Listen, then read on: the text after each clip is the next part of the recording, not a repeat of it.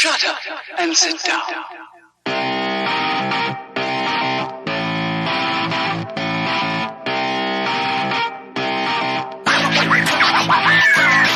Welcome, everybody, to episode 286 of Third Shift, and I am one of your hosts, the tarnished, the wretched Eric.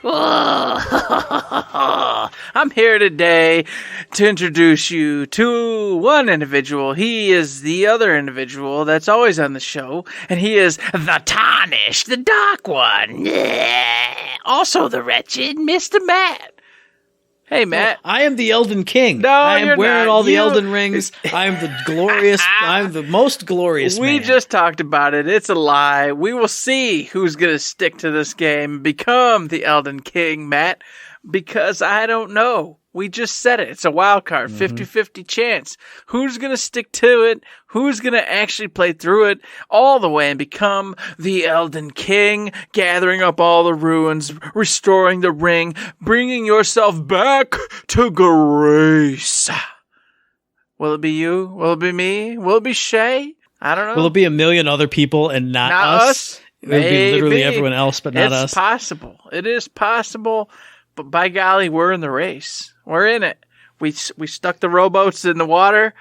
We grabbed those oars, and we're about to rock and roll. We're about to go. I feel like this is like when you go to the gym for the first time and you immediately turn the corner and you're like, okay, I'm going to do some cardio and stuff. And you see that like 400-pound dude at like the squat rack who's just ripped. I feel like this is us. We're walking into the gym and it's just full of those dudes. There's no scrawny people like us. There's no overweight people like us. It's just monsters. Yep. Bunch of white back gorillas. And we're just these Silverbacks. I mean, whatever. Silverback gorillas. And we're just these old little scrub orangutans coming in, acting like we're going to do something. King Louis, orangutans. Ooh, I don't know. Oh my goodness. We are on the eve of getting our shot. And of course, I want to talk about the dice awards a little bit because we're going to miss them because it's like 11 tonight. But it doesn't matter. It's all irrelevant. We got to talk about that later because before we do anything, hey man, how's the week been? What are you doing? What's going on? What's been happening? I don't even know. Looking back on it, I feel like it was actually a pretty good week because over the past week, obviously went and saw a play over at the Williamson Theater because I see plays all the time. I'm in the play bucket. That's what I do. A play called 9 Parts of Desire. This was when it was a strange one because, I mean, it's a one-person show. She takes the roles of like 9 women throughout history, and the performance was phenomenal. She was amazing. It's one of those things where, you know, you can literally see the tears running down her face as she's acting, doing this part, and then the lights go down and she switches to the other role and takes this other emotional roller coaster. It made me appreciative and like, it blew my mind. Like, you had to do this 20, 30 times, however many shows they did in total, probably more than that, like 3 or 4, like 2 each day for 4 days, and then however many weeks that ran. I have to imagine, like, to even do the second show, you'd have to like go and lay down and get yourself pumped back up. I don't know. But that was incredible. But the story and like the plot and the things that happened were so kind of alien to my experience that it was hard to get into. But it was incredible watching that performance and seeing what all went into it, so that was really cool. Didn't do anything else on the real life front other than work and blah, blah, blah, and all that stuff. So on the video game front, I'm still playing Gen Dark. I'm a PS Vita, having a good time doing tactical battles.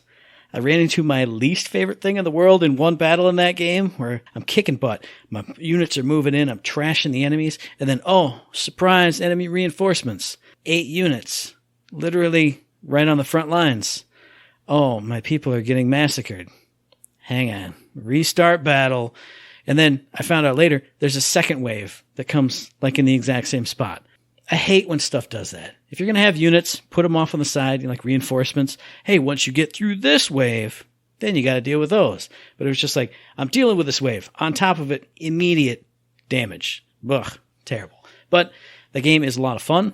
Been having a bunch of fun with it. Other than that, one stage where that happened, I don't know. It's just a blast. I love tactics and grids and units. It's been feeling really good to get back into that.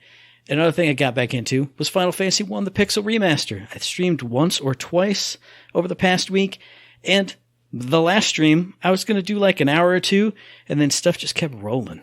I got through that dungeon. Oh, that dungeon didn't take long, and it wasn't even hard. Let me go through the other dungeon. Oh, yeah. Let me go through the other. Oh, this other dungeon.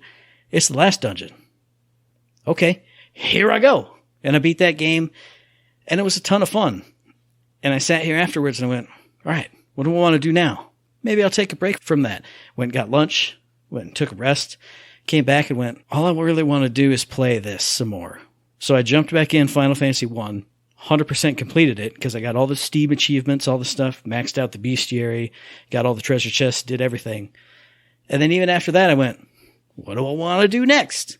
Well, I want to start up Final Fantasy 2 Pixel Remaster. So I did a quick stream of that, and I told Eric this before the show.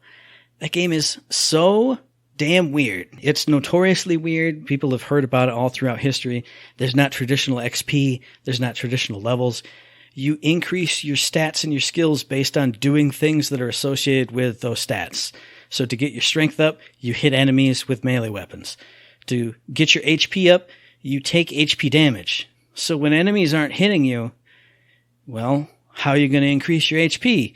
You're going to hit your own characters with your own characters. And so after the stream, when I was still trying to figure out how this all worked, I went and did that for half an hour, 45 minutes, and stats are just jumping up. And it's just the weirdest thing. Like, I'm sure if you just played through it and had trouble with battles, so you did get hit a lot, maybe your stats would, progress normally, but I don't know. It felt like nothing was happening, so I made stuff happen, which feels weird because I'm doing the stuff that I'm not supposed to do in any other game. It's very weird and very strange, but this one does have an actual story with characters, like, characters that interact. Your party members are talking to the other characters you meet. So I'm kind of excited to see where this all goes. I know the basic story, like, hey, there's an evil empire. You are the rebels, and you got to fight. And I know there's ups and downs, loopsy-whoops. So I'm excited for that. But I'm not really excited for anything else except the thing that's coming out tomorrow. So that's it for me this week. I didn't play much of anything else. I played a little bit of Skull, but couldn't get into it. I booted up something on my PS5 and couldn't get into that either.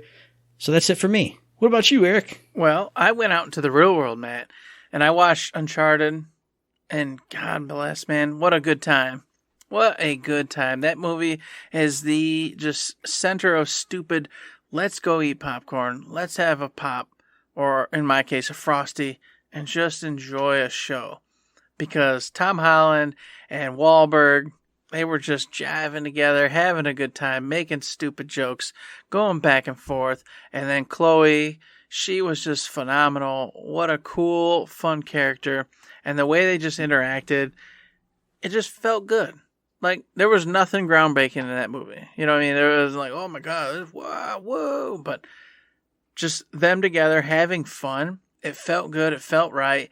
The production value, the money spent, everything else, it was all there. Every set piece, everything was smooth, looked good. Big old, action scenes. And the one you all know, with the plane and he's trying to get back in. It starts out with that and then comes back to it later in the movie, which is a lot of fun. And then, of course, everything that happened in between. And then unraveling the mystery of course, Tom Holland's brother, just a lot of fun. I mean, I went in knowing to myself that, I wasn't going to be like, oh, man, I really got to sit down and ponder this movie. And as long as you go in knowing it's just fun, a fun popcorn flick, it gave and delivered precisely that. And it shows, because as you've all seen probably by now, they've announced that the movie was a complete success. It was like over 41 million over the weekend. Everyone's like, thumbs up, go see the show. It's a great time. And I've never played an Uncharted in my life, so I don't even, that's the best part, I think, honestly, is I don't even have to be like, well, I don't think Nathan Drake would have done this, blah, blah, blah, blah, blah, blah, blah, blah, blah. I don't care. I've never played the games, never going to play the games. I just get to go enjoy this show and learn a little bit about them. That's true, and I'm in the same boat. I've never played one. I probably never will at this point. But it felt weird when I first saw the trailer. I haven't seen it yet either. But I'm like, Mark Wahlberg should be Nathan Drake, and Sully should be some other character. Sam Elliott or somebody, some older person. Because it's seeing, hey, I'm Nathan Drake. You literally just saw me as a high schooler, Tom Holland. Mm-hmm. That seemed weird, but knowing that it is a fun time. I mean, it doesn't look like anything other than a fun time, so that's cool. And the story does show that it's early days for Nathan. You know what I mean? This True, yeah. It's the beginning of his journey. And the same with Sully. And of course, everyone's like, "Where's Sully's mustache and stuff?" And you know what? Just go see the show, and maybe, I don't know, maybe you'll be okay. I don't know. Can't tell you. I'll just tell you, maybe you'll be all right. Hashtag not my Sully. He's got to grow that mustache. Hashtag maybe a mustache grows. I don't know. Do mustaches grow on men? Sometimes. Mystery to us all. I want that to be the story of the movie. Starts off clean shaven. In the next scene, he's got a little. He's got a little bit. Scruff. Yep. And as it goes, everything progresses. Had a good time with it. I'm glad I saw it. What a wonderful day it was. I'll tell you what, I went to a theater I don't typically go to anymore, and went and saw it in the Extreme Theater. Nice, yeah. And, man, those seats were comfortable. I'll tell you what, they were way more comfortable than the theater I go to nowadays that has even bigger seats, but because there's a lot of people who just abuse the system and or are large or whatever the case is, the seats are breaking down. These seats weren't breaking down. They were nice and soft still and supple and comfortable. And I went, these are the seats that I go to at the theater way back before they got broken in and destroyed by people. Wow, this feels great. So, side tangent. It's a great time. I recommend you go see it. Uncharted, you can't go wrong. Just enjoy. Have some popcorn. Eat some of them Sour Patch Kids. Get the old gums, the gums in the side of your mouth all ripped up and torn and sad. You're going to enjoy it. And of course, on the video game front, as Matt said last week, it doesn't count, but I don't care. I was playing Lost Ark. I played some more Lost Ark this week, playing with my, what? I'll allow it, Eric. I'll allow it right now? Okay. I'll allow it. I saw your eyes go down. I saw your sad face come on. You can be happy because you're enjoying a thing, Eric. Enjoying a thing. That's what we talked about. That's right. The thing of the Just year. Enjoy it, and I have been enjoying it. But it has been a casual game. I feel like MMOs for me, it's over. I can't 100% get into an MMO anymore because just what it entails and what you have to do to stay inside of it. I don't have that time anymore because there's too many like good actual regular old video games to get invested in. So I'm like, this is great and I'm having a good time. But I explain to the individual whom I'm playing with, I'm like, all right, this will be like a 2-day every week. Me and you get on for like an hour or two and we'll have some fun. I'll level up. You go do what you want. Get yourself a main character.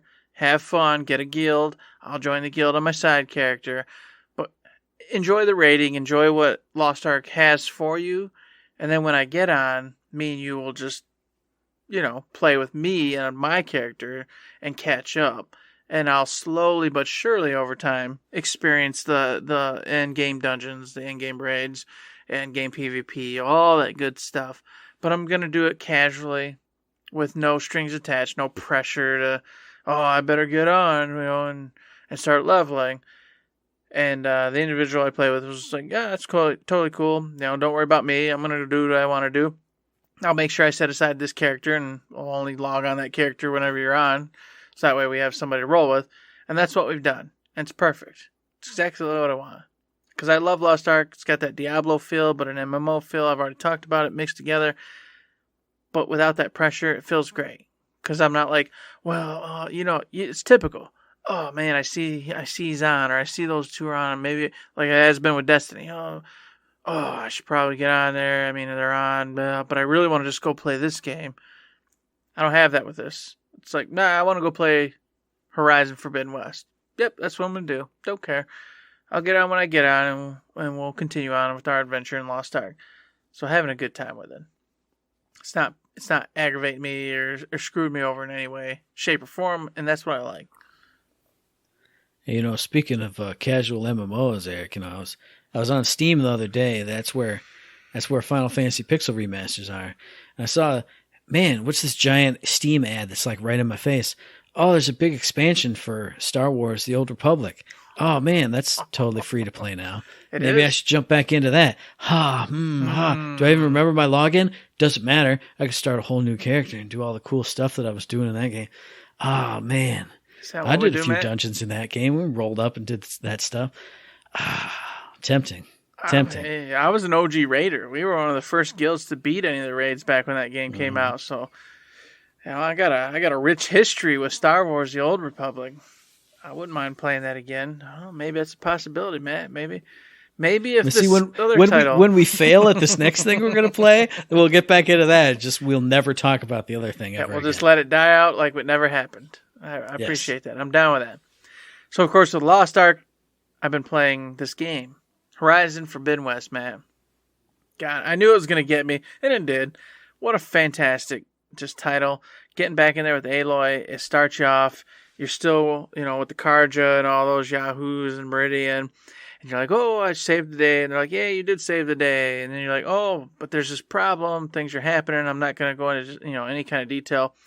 But anywho's, you have to go explore this new area. So you go to this different little area. And it's like, oh, well, to get to here, you gotta make this thing happen. So you're trying to make this thing happen. A bunch of quests and a little like mini opening area opens up. That, hey, welcome to the world. We're going to kind of teach you what the hell's going on if you didn't play the game. But if you've played the game, it's still totally fun and still totally explorable. The one thing I'll say as a negative in this one is that if you haven't played the game recently or at all, it's kind of pushy. They reintroduced like a lot of your old school weapons, the rope caster, the bombs, the hunter bow, the flame bow, the long shot bow, the sharpshooter bow, all that really fast. And they're just like, hey, here's all these things you could use. And maybe they did it in the original, but I don't think they did, and I don't remember it. I remember your weapons kind of just casually coming to you slowly but surely. And you were able to like learn that weapon and learn what it did. And then, hey, but here's this new one you can try. And this one, no. It's like, hey, here's like 8 of your weapons that you used to use. Here they all are. Here you go. And me having not played in a long time, I'm like, oh, I know what these weapons are. But, oh my God, I don't feel like sitting here and trying to figure out how to use them all again right now. Let me just use my mid-range bow, my long-range bow. We'll call it a day. And then I eased myself into traps, but then I'm finding like right now that traps aren't as practical as they used to be. You can only put like 2 of them out at a time, and then that's it. It's capped out. And the enemies in this one, they got some HP, so those traps aren't doing anything to them. So it's like, well, why even bother the traps? Because now they're all alerted that I'm there. Why not just go ahead and try to stealth strike as many as I can, and then sharpshoot as many as I can, and then of course finish them off. So the dynamic of Horizon has changed from what the original was. And for someone who hasn't played in a long time, them reintroducing everything at once was kind of like offsetting and like, kind of overwhelming.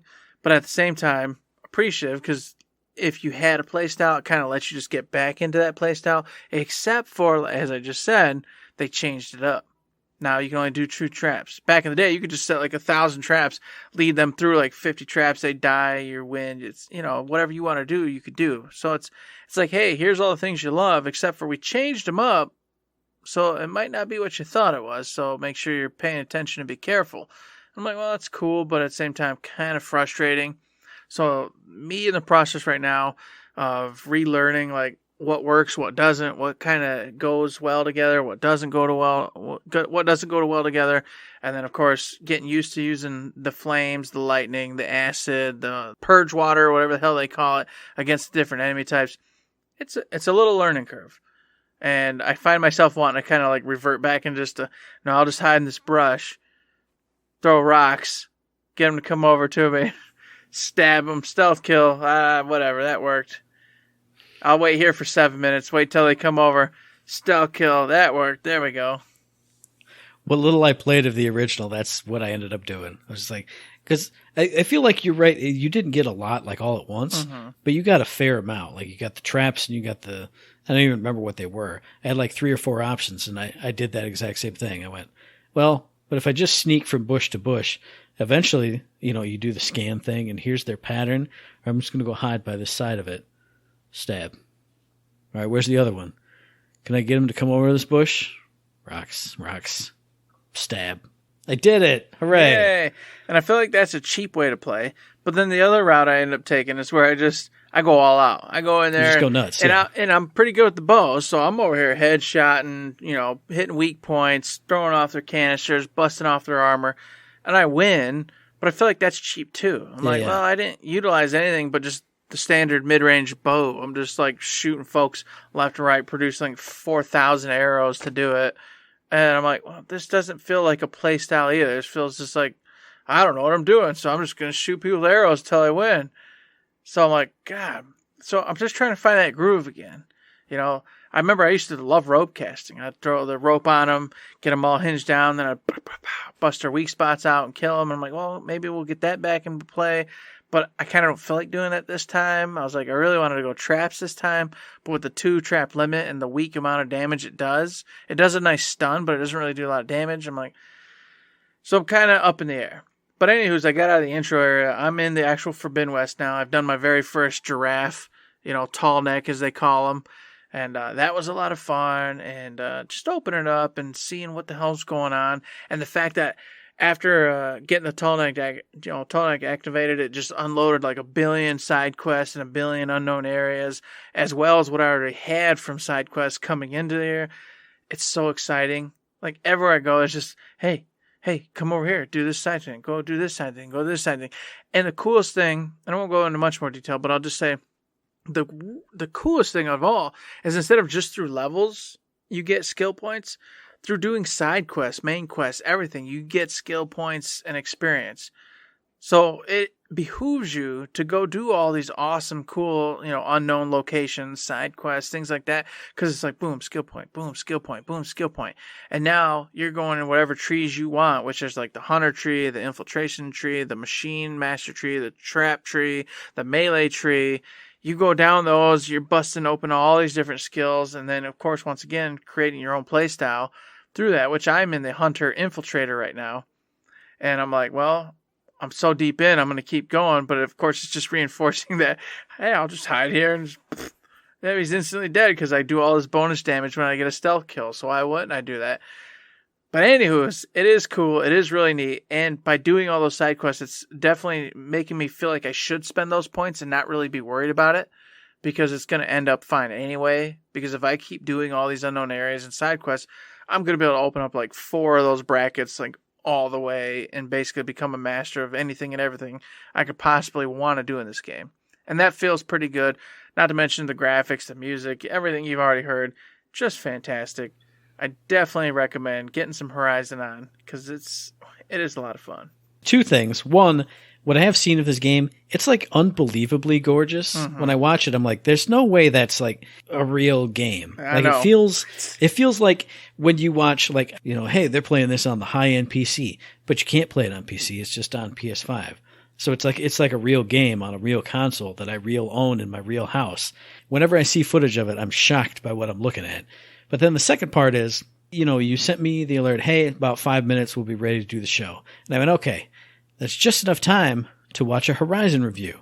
So I can hear some of this stuff and it'll click, or I'll be able to say, hey man, this thing that they mentioned in the review sounds really cool. And you'll go, oh man, it is cool or not. Pull up Horizon review, IGN, 15 minutes. Okay, they're not the only review people in the world. Horizon review, 18 minutes. Horizon no bullshit review, 23 minutes. No, there's a lot of bullshit in that review, dude. Come on. I found one that was 7 minutes, but by that time you were calling me on the friggin' Discord. It was just baffling. It's all too long. I don't have a quarter of an hour to sit as you here. heard, though, it's like there's so much to unpack. So much good, so much not bad, but just different and just all in between. And I'll tell you what, every time you're doing anything, man, you're right. The graphics, it's just like, holy crap. And it's so colorful, too. Like beautiful. It's just like pops. Just everything's just popping, looking gorgeous.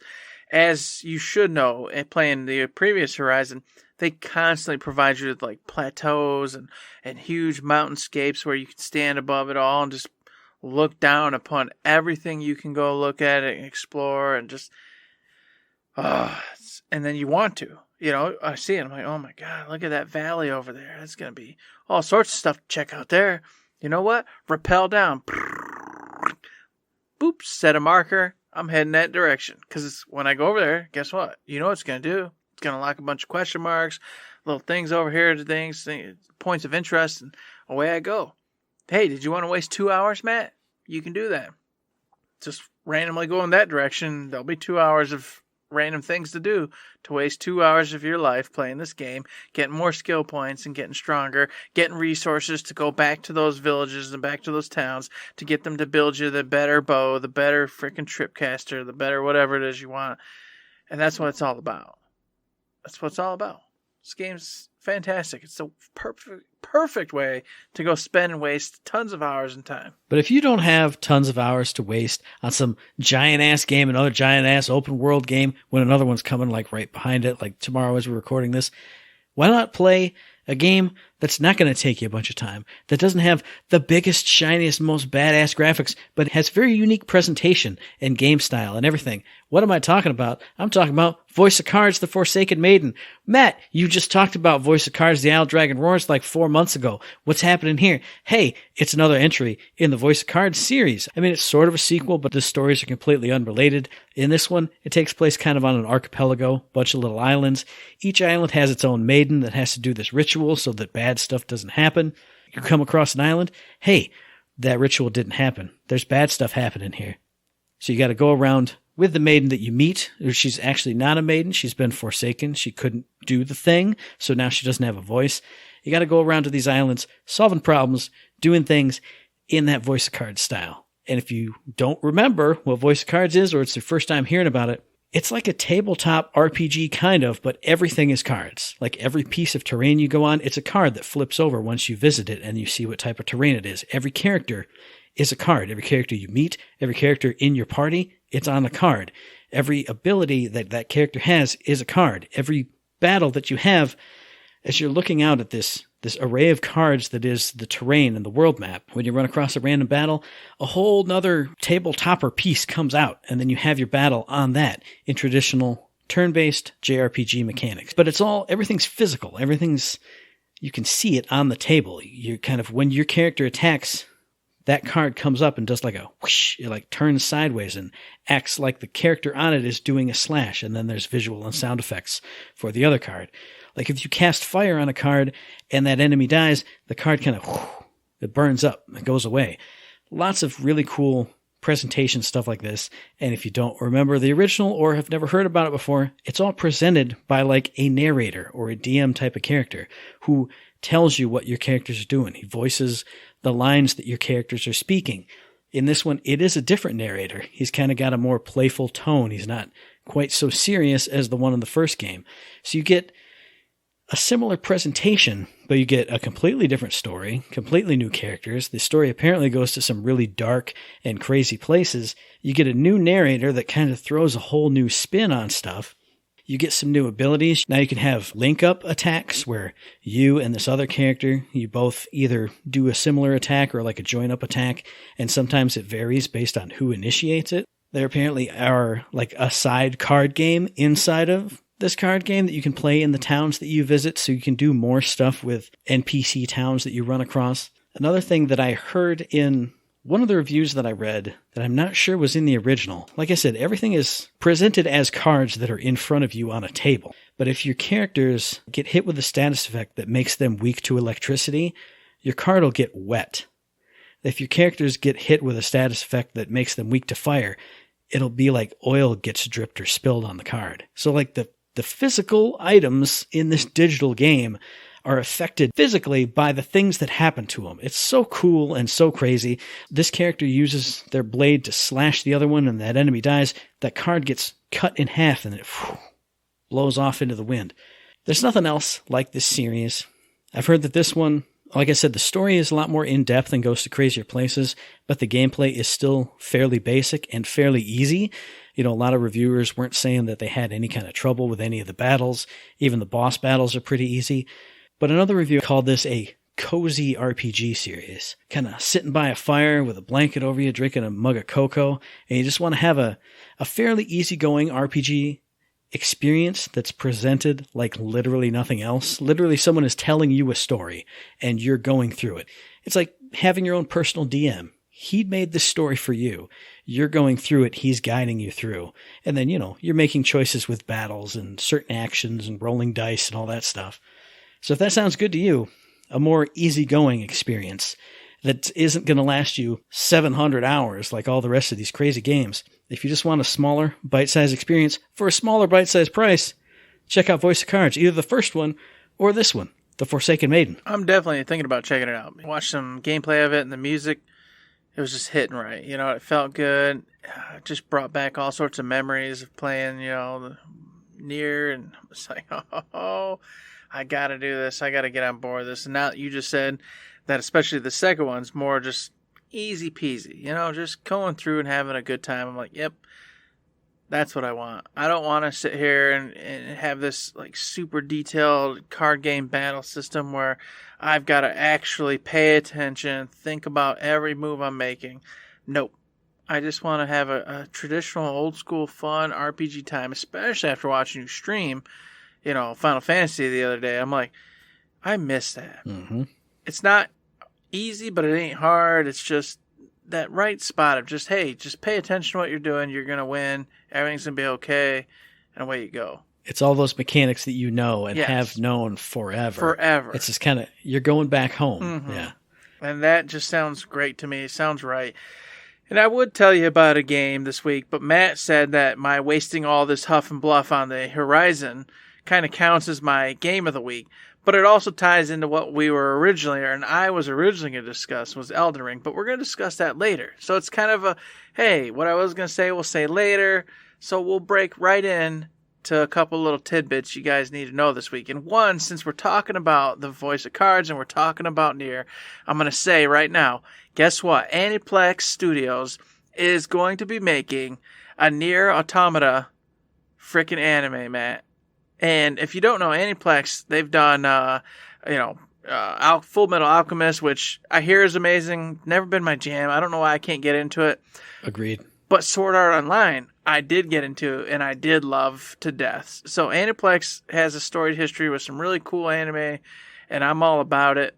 So I've got high hopes for this. What do you think? Well, first of all, I know I've watched something from Aniplex because I know their little Aniplex. Mm-hmm. So I've seen something by them, and I've seen it like all the way through. Otherwise, it wouldn't have stuck in my brain.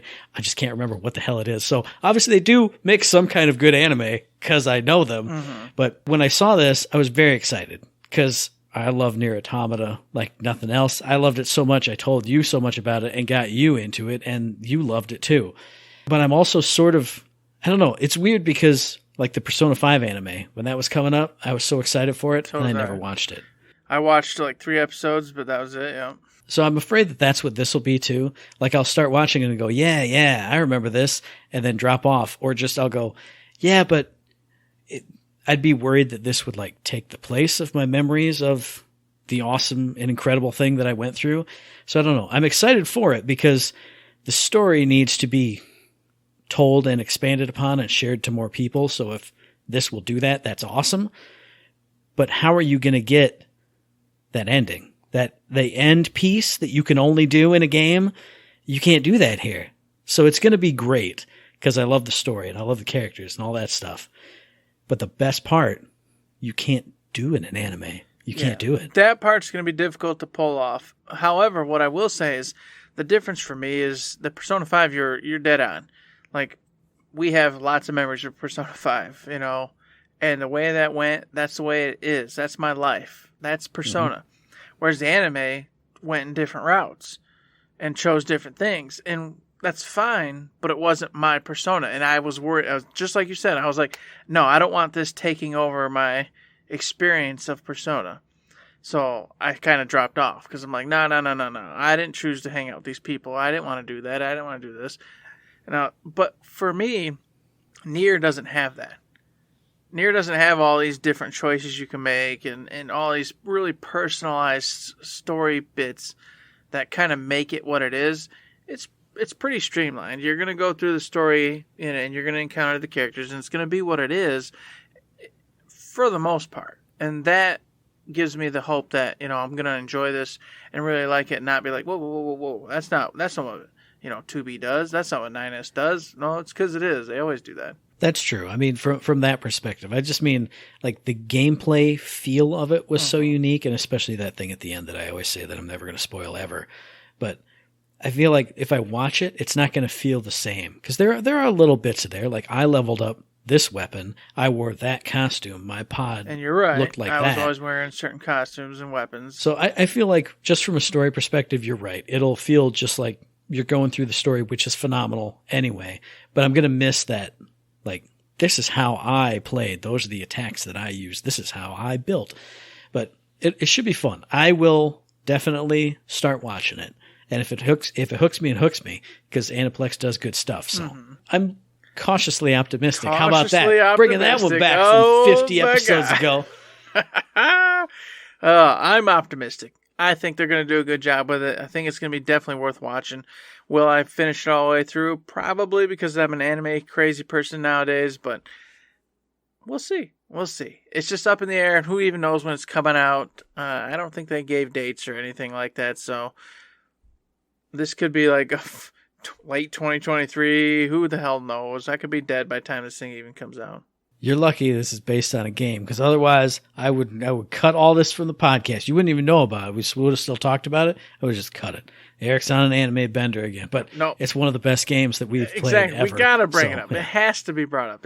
We've talked too much about Nier Automata or Automata.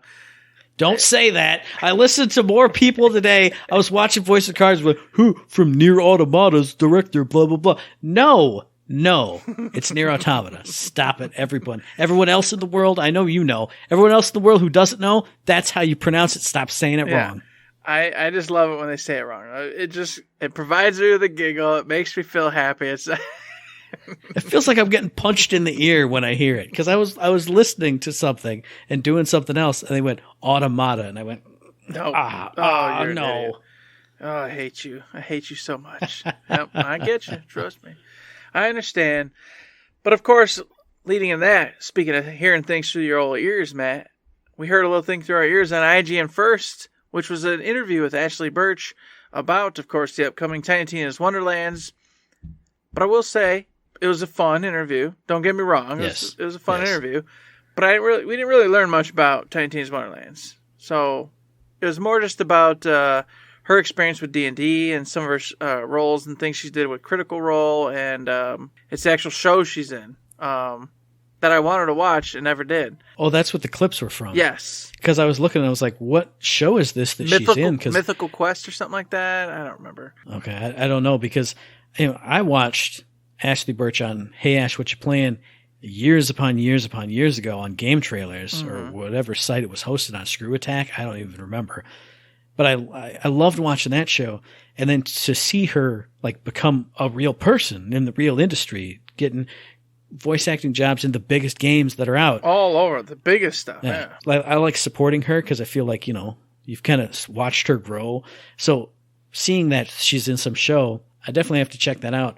But I agree, there wasn't much here for Tiny Tina's Wonderlands. Really, it had a weird feel to it, I guess. Yeah, like I said, it didn't really feel like anything made with Tiny Tina's Wonderlands in mind. It just felt like kind of like a weird little offshoot interview with Ashley Birch, which is fine and cool. And she also gave some really cool tips on it. If you wanted to pursue like voice acting. Yes, that's true.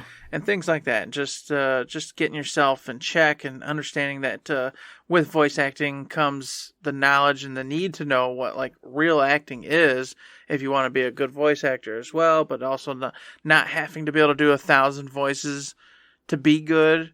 Some fun knowledge, just some cool stuff. I enjoyed it, but like I said, I didn't come out of that going, oh, I understand Tiny Tina way more now, especially her view and position in Tiny Tina's Wonderlands than before. No, I didn't get any of that. It was just a fun interview. So I guess if you really want a fun interview, it's there for you. We sound negative, but it was just a fun interview. It felt like, hey, I'm a fan of Ashley Birch. Yeah. It was like if you and I got to talk to her for 5 minutes, like the kind of questions we would ask. Exactly. So it was perfectly fine. I enjoyed it. I don't want to come off negative on this one at all. That's not what I'm doing. It was cool. It was fun. It's just, if you were like, oh, IGN First is covering Tiny Tina's Wonderlands this month, I'm going to get all the knowledge I can out of Tiny Tina's Wonderlands. This ain't really got much for you in that regard. But with that, Eric, I think there's nothing else. There's no other news. Nope. We don't do keys anymore. Nope. I was fully expecting, though, to come home and in the 15 minutes before we get on, there to be some, hey, IGN has another big scoop, but I didn't see one. So there's only one scoop in the world, and that's that Elden Ring is already Game of the Year. 10 out of 10s everywhere. I did see one 9 out of 10, Blasphemy. Ooh. But it's the most hyped game I've ever seen in my whole life. And apparently it's living up to the hype. Like, it's all the reviews. Now see, how does Elden Ring have a 10-minute review, but Horizon has a 15-minute review for the greatest game that's ever been made? I don't think that's appropriate. IGN, you need to check yourself before you get wrecked by all of us. That's right. Get wrecked by everybody, okay? Elden Ring, it is out. Probably when you listen to this. Probably. Good. Matt does his magic and gets it out sometime tonight, and you listen to this before you go to bed tonight. That isn't true, but whatever. It doesn't matter. All right, you can get this on PC, Xbox One S, Xbox Series S, whatever those Xbox denominations are. I don't know. Do what I always do. You can get it on PC, Xbox, and PlayStation, because you can get it for all the varieties. Yeah, and you can get it for the 4 or 5. So you're right. You know what? We don't even got to talk about it. It's on those systems. You can get it. Of course, it's a From Software game. If you don't know, they've done Dark Souls, Demon Souls, Sekiro, Bloodborne, all the titles that everybody talks about. There you go. And I got to jump in because I think, well, maybe we should get into it when we talk about gameplay more. But everyone always says Souls-like or like Soulsborne games. Why does everybody leave out Sekiro? Why is it not Soulsborniro? That's what it is now. Soulsborniro games. Because in this one, they're taking the stealth system from Sekiro. Now you can be stealthy in here. You can creep and you can stealth attack and do all that stuff. So it's officially a Soulsborniro game. But from what I hear, the basic combat is definitely a Souls combat game and not a Sekiro's battle type game. So it's a mix. I'll still give it to you, man. I'll still give it to you because and then they incorporated jump too. So that's a big deal. That's right. Souls games don't have jump, but they got to jump in this one. That's right. I'll take it. You know what? That's what we'll call it from now on. And you can too if you want to go play this game. Of course, published by Bandai Namco. It's out, and it's ridiculous. Already, I just saw it on Twitter, Matt. They're like, the official post from Elden Ring was, hey guys, just saying, maybe you should play us. Like 4,000 reviews of just 10 out of 10. Everybody. I saw it as officially, or it was when I saw this, Metacritic's best reviewed game ever. Period. It was like 97, and then somehow Super Mario Odyssey was also 97, but this was above it. But, I mean, it was official, like it from everything. The best reviewed game of all time. It's mind-boggling. Yeah. That this game, such a niche game, because it was also mentioned on Twitter, and, you know, I'm not going to quote sources because I don't remember this stuff, but somebody brought up the fact, they said, hey, listen, okay, because people were feeling threatened, like, well, you know, what's better, Horizon or, of course, Elden Ring? And it's like, listen, Horizon already sold more than all of the Souls games combined. Yeah. So don't worry about it. Horizon has its place. Horizon's great. Horizon's going to have fun. But, you know, of course, you go look over, and, you know, it's got, what, a 89, I think, or something like that on Metacritic, somewhere in that range. I don't remember. But it's like, don't worry about it. Just because Elden Ring's over here busting out the world's best rankings of all, your games are still going to be okay because Elden Ring and the Souls series, the Sekiros, the Bloodborns, they're all a niche series for those that love it. But it is insane being a niche series that gets this kind of love, this kind of respect, this kind of reviewing across the board. It does boggle my mind seeing that such a difficult game gets such a high score from, let's be honest, from notorious individuals all over the media who are like, oh, I can't play a game on normal mode because it's too hard. So, like, where do these individuals come out of the woodwork for these hard-ass games to score them appropriately, but then for other games say, I wish there was an easy mode because that's not right, or whatever. You know what I mean? That whole argument, that whole shtick seems to die from the From Software games. Well, two things. I got two different points. First of all, the fact that such a niche game gets such like widespread acclaim and appeal and love that's one mind-boggling thing on its own, because I like a lot of niche games. I've always said Dynasty Warriors and Samurai Warriors. That's a total niche type of game. If you love those games, this game is a 9 out of 10. But if you're just average Joe Blow who doesn't care about those games, yes, you're going to give it a 5 or a 6 because you don't like it. But there are so many people that don't like Dark Souls.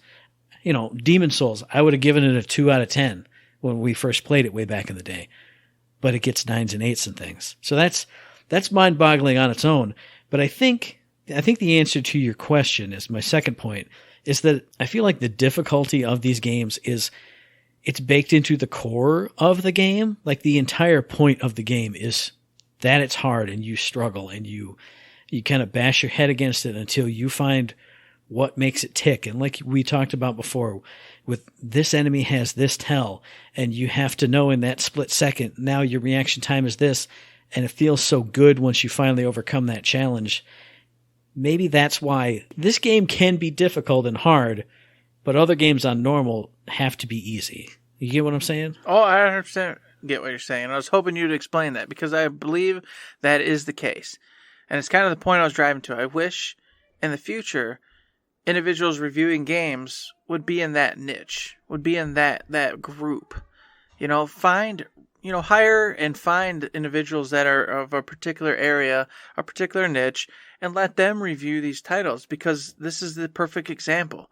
Is everyone's busting out those individuals who love From Software games to review this title. And look what's happening. It's getting the praise and the review respect and everything else it should, instead of just I played this game, but I typically play flight simulators, but I got tasked with this, and it's not that easy, and I don't appreciate it. I think it was the GameSpot review that I was watching earlier today. Tamor Hussein, yeah. Yeah. He literally said at one part of it, for some people, kind of bashing your head against this dungeon for 2 hours straight until you finally get it, and then just your reward is a handful of crafting items, maybe that's just not going to be for everybody. And I was like, that sounds like it's for nobody. What in the world is... But he's in that niche. He's in that lane. He said it a million times in that review, talking about how he just loves just bashing his face into this thing's fist 17 times. But then when you finally get it, it's worth it, which I understand. Everything he said was like, none of this rings true to me, but I can see why if you love it. I mean, he's in that lane, so this is for him.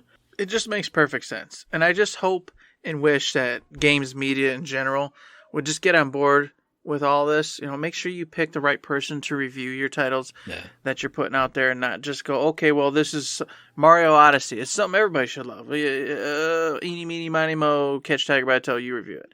Really pay attention to all of your titles. Even if it's some of the, not the triple A's, even if some of the B tiers or single A's or whatever, especially for me in the RPG world, get people who love RPGs, JRPGs in specific, because Western RPGs are a whole different beast, to review those. Because I love how this is turning out. Everybody's putting their hardcore Souls individuals on this review. And you're seeing all these awesome in-depth reviews of Elden Ring just coming out, of talking about all this really cool in-depth material, the beautiful world, the music, the awe and strangeness of it all, of getting, say open up a treasure chest, getting teleported into this bizarre, strange world, and them having to fight their way out of it or just run out of it and being completely terrified the entire time.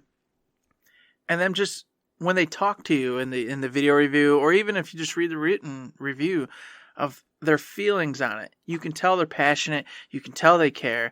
You can tell that this review is actually worth watching or reading, because it's by somebody who wants to be in this world and wants to play this particular title. And that's a review, in my opinion, worth reading and worth listening to. And they not only want to be there, they want you to be there too, or at least to understand why they like being there. I feel like a lot of these reviews, I mean, they do mention how hard stuff is. Like I said, fought through this and I only got a handful of stuff.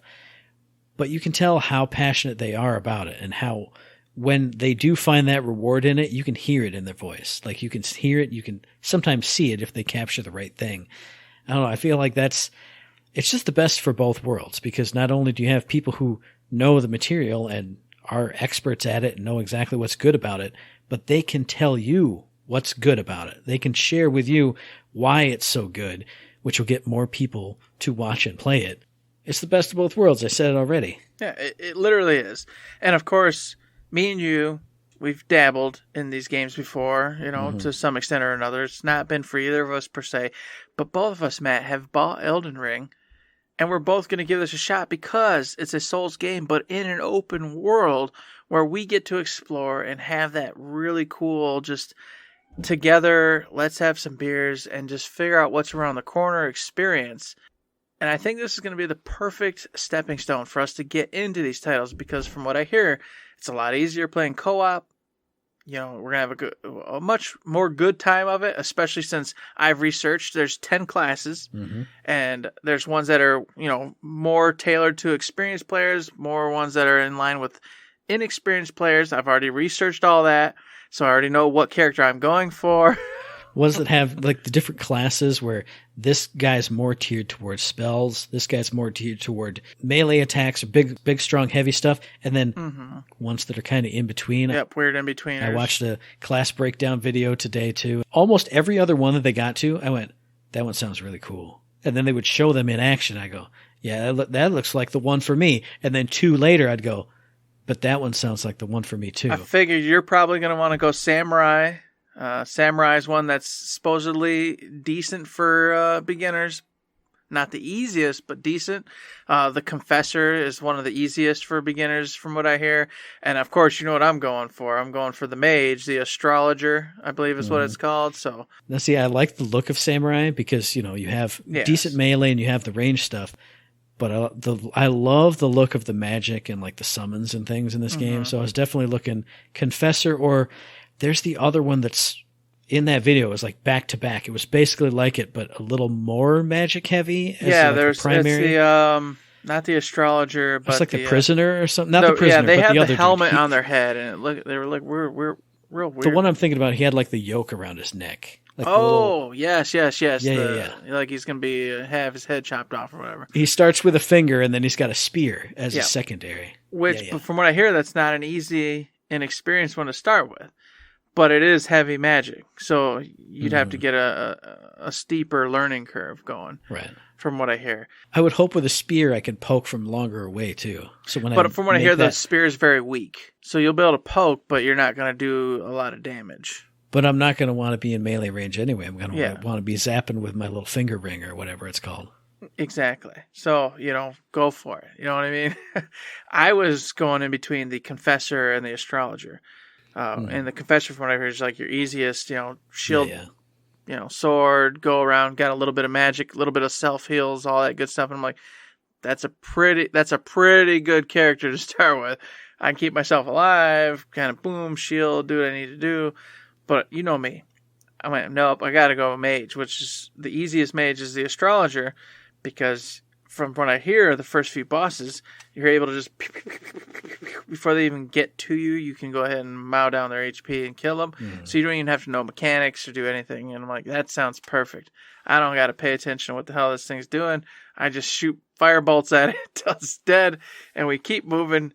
It's great. I will say the other one that did really appeal to me when I saw it, even though I know it's going to be terrible because we're going up against bosses that are 9 stories tall and have a sweep that just takes out everything in the world, was the dual wield guy with his 2 little scimitars. The warrior, right? And I saw it. I went, that's exactly what I said these games never have. And I saw him in action and was like, he's only like that much quicker than the other ones, but it looked like what I want. Like there's an opening, whap, whap, whap, whap, and then run. But then they said, not much magic. And hey, you're super weak because you can't. He didn't have a shield, so he had to block with his sword or whatever. So yeah, I don't know. I saw him and my eyes lit up. Maybe that'll be a second or third playthrough character, Eric, And that's precisely it. I'm like, there's a couple characters I want to play as, but I want to make sure I choose a very safe character for our first playthrough. Something that everyone tells me we'll be able to get through no problem. Because like you, I was like, man, there's that. The one with the, whatever it is, they got the big old pot over their head. They look all weird with the funky eyes and everything. They're supposed to be like the super, mage, like the one that goes really into spell casting. But I keep hearing that that's very specialized, and you need to know what you're doing to play that one. I want to do that one. I want to be casting those huge big spells, going completely bananas, but I don't want to get us killed over and over. So I'm like, all right, I'll stick to the safe one, the beginner course here. I definitely want to have at least a shield. Like even the dude with the spear, when he had his spear out, he had that little tiny buckler. Mm-hmm. It's at least something. Yeah. But yeah, I want some magic. I want some parry abilities. I don't know how that works, but it'll be weird. It'll be interesting. I'm looking forward to it. But what I'm looking forward to the most is what we always talk about. Getting on that ghost horse and riding around this crazy messed up world that they said, like, it feels, all the areas feel distinct, but they don't feel like here's the dividing line and somebody crafted a new piece, like a new biome over here. It feels like the world smashed together, and because of like tectonic plates grinding together, that's what this dividing line is. And then like they showed off, and I think it was the IG interview, like this whole place that's just wretched and a blood red sky and rivers that are flowing with all this muck. But then you cross back over and you go back over essentially that line into this other area, and it's bright and shiny, and there's soldiers running around. There's actual beautiful sunsets they were showing. You catch that cliff and get the overlook right at the right time of day because there's day-night cycle, which I didn't know either. There's day-night cycle, and on top of it, there's monsters in the daytime, different monsters at nighttime, different events that happen day and nighttime. And of course, on top of all that, they allow you to go anywhere you want. So you can go north, east, south, west. You can follow the grace lines or whatever they call them, the main progression, or you can go wherever you want. But the cool part is they let you do it, and then you experience it on your own, just like old school World of Warcraft used to do. Hey, here's the Western Plaguelands. You can go right into them. Well, guess what? That's fine. Go ahead. And then a plague bear, that's level 50, freaking comes running at you and literally kills you on hit. It's the same in this. You're going to go to these different areas and be like, oh, no, me and Matt, we want to have some beers and explore, right? Cool. But we go west. Well, that's not particularly where you're supposed to go. You can go that way. And then all of a sudden, we're up against a hefty challenge, facing off against enemies that are probably, curb stomping us in 2 hits. And we're like, whoa, geez, what the hell? And if you're really good at what you do, you can persevere and push through. Or in our case, we're going to get curb stomped and we're going to go, well, that's a great place. Let's notebook that. And we're going to come back to that a different day. And from what I learned and what I love hearing is that, once you level up, you can go in and you can literally, like a guy I was watching just today said, yeah, I've been going through and one-shotting bosses just like no problem because I went and leveled up my abilities and my skills and have all the new equipment and stuff. So when we do get raffle stomped by that giant plague bear out in the plague lands, eventually we're going to come back and that bear is going to be sitting on my rug over here. Then that's going to feel incredible. Whether we overpower and just be ridiculous, or we come back with appropriately geared and leveled, and we do still have a tough time and we still pull it off. But man, talking about exploration, one of the things that I loved in the reviews that I watched is, you can go and you can find map fragments that open up the map. But one of the reviewers said, oh man, I just wish it would put like all the points of interest on my map for me. I don't want that. I want it to be exploring, which is what it is here, where you can look out and you can mark all these things. When we run into that plague bear, we're going to put a big old boom, giant monster, super boss thing on the map. We will literally do that ourselves, essentially take our map out and stamp it, and then we'll see that. That's our marker that we made. I love that kind of like your own physical storytelling that you're doing. You know what I mean? Yeah. And then on top of it, there's tons of micro dungeons, that you're going to find, and maybe we'll be able to get to the bottom of them, but we'll find out that the boss at the bottom of it's way more powerful than what we can do. And that's the same thing. Boop. You stamp it, and you go, all right, we need to come back to this, but we're just not handling this boss right now. We get out, we go exploring, we go find some different things to do, and level up, power up, and then come back, mow our way down to the end boss, boom, knock him out, and then maybe get something cool, maybe don't. Just like, like as you said, the Tomorrow Saints review was, sometimes you're going to get rewarded, sometimes it's just going to be resources, but you got to make the best of whatever you get and have fun along the way, and that's pretty much what this game's all about. It's just exploring this world that From Software and George R.R. Martin all put together with this crazy story, with these these demigods who now rule over the shards of the Elden Ring. And of course, you're a tarnished, and you're going to go through and you're going to find all of them, put them all back together, become the Elden Lord, and along the way, experience all sorts of bad news bears. It's going to be great.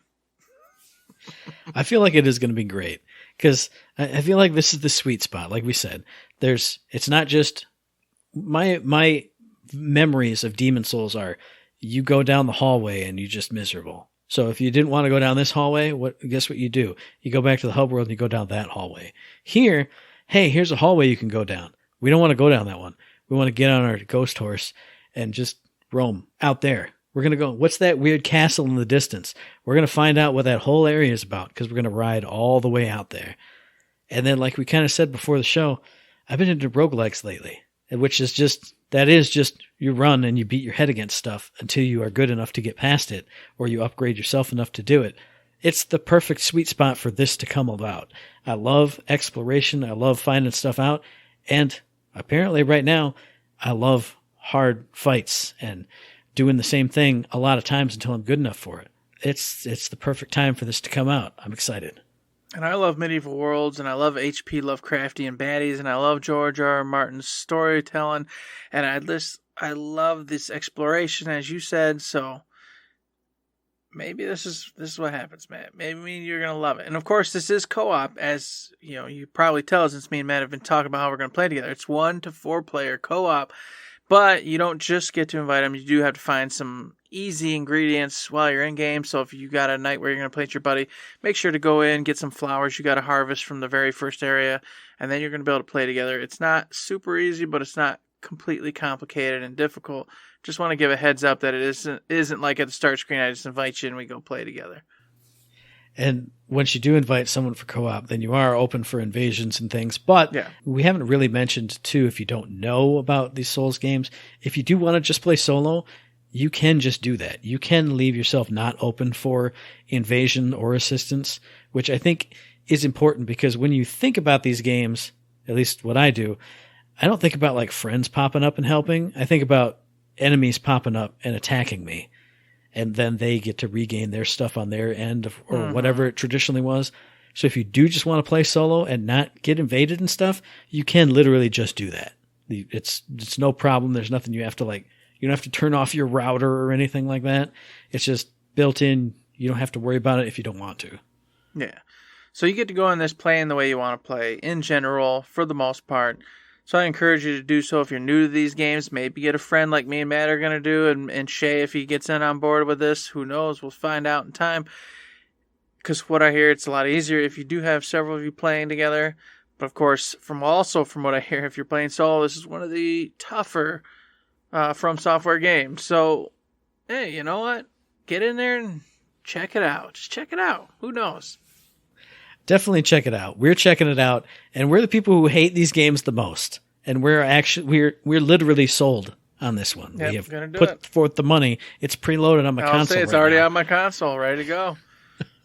So, you out there in podcast listener land, you should at least check out the reviews. Check out the 10-minute review. I've seen ones that are like 40 minutes of people talking about it.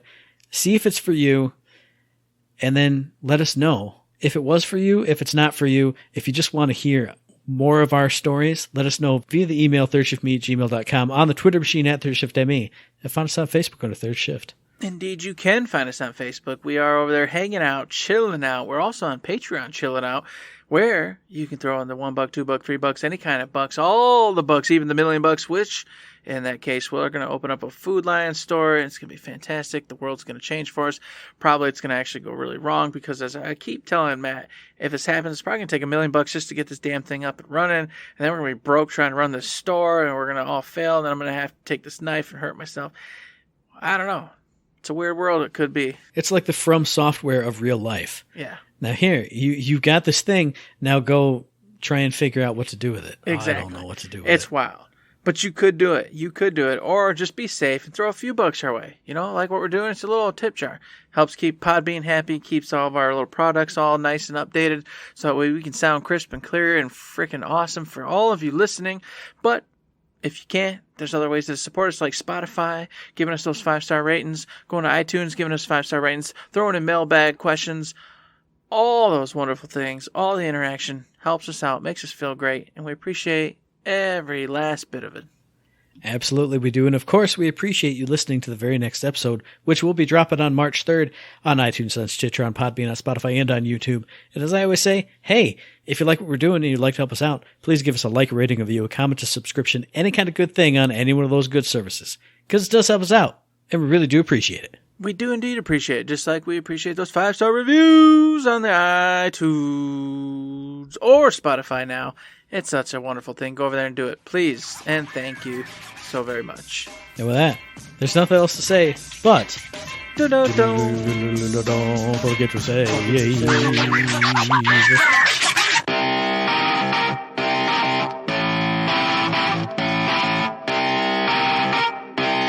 Shut up and sit down.